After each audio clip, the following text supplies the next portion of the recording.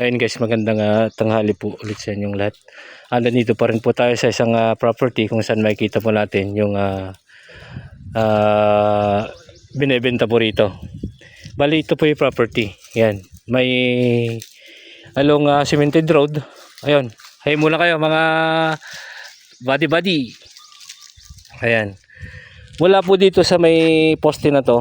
Hanggang dun po sa poste na yon. Puntahan ko po mamaya. May siyam na mangga po ito. Ng area po niya ay 3,115 square meter. Ayan, yung area po niya. Along cemented road. At dito lang po sa Kuya po Nueva Ecija. Malalaki po yung mangga niya. Ayan po. Mula po dyan sa poste na yan. Kasi tignan ko po yung poste doon. Andun po yung muhon. Ayan, makikita po natin. May-ari po nito, isang dito lang sa Kuya po. May dalawang titulo, EP, Emancipation Patent po. Pero matured na po yung EP niya. Ayan, mula po doon sa tinuro ko pong poste kanina, doon sa may pamangkin, yung kumakaway na yan, hanggang po dito sa poste na yan.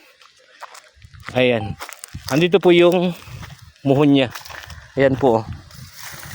PS. Ayan. Ayan po. Ayan. Medyo masukal nga lang po dito sa harap ng mga damo.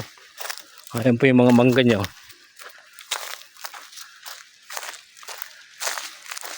Ayan, ito po tayo sa loob. 3,115 square meter yung lot area. At may siyam na mangga, dalawang titulo na EP pero matured. Ayan. Yun, at na ang price po nito is 1.3 million pesos po. 1.3 million pesos po ang price nito. 3,115 square meter. Ayan. Maganda po yung property at along the cemented road. Ayan. Ayan po. Ayan, may kapitbahay po kayo rito. Dito po yung poste na yan. Tapos hanggang dun po sa mangga sa likod. May mangga po dun sa likod eh. Hindi po kasali to yung andun po sa dulo. Ayan. Ito po si mga mangga niya. Ayan. Good as a residential farm. Pag anuan po ng kambing ganyan, baka, maluwang-luwang na po yun. At yan, pwede po kayo magpatayo ng rest house dyan sa harap. Bahay. Ayan. Magandang property. Napakamura. Sino po magkakagusto, message nyo lang po yung mga number doon sa harap ng screen. Makikita po ninyo doon. Tawagan nyo lang po. At ida-direct po namin kayo sa may-ari. Ayan po. Ulitin ko po. 1.3 million ang price niya, negotiable. 3,115 square meter lot area.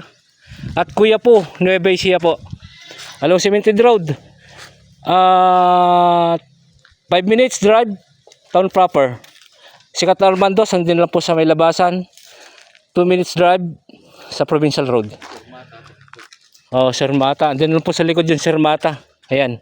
Dito lang banda rito sa kabilang daanan. Tapos mga tawag nito, mga yung paliguan, mga resort, andyan po yung mga resort, mga 5 resort po yung andito, napakalapit.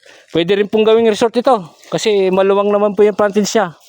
Ang frontage po pala nito is 43 meters frontage. Ayan po. Ayan.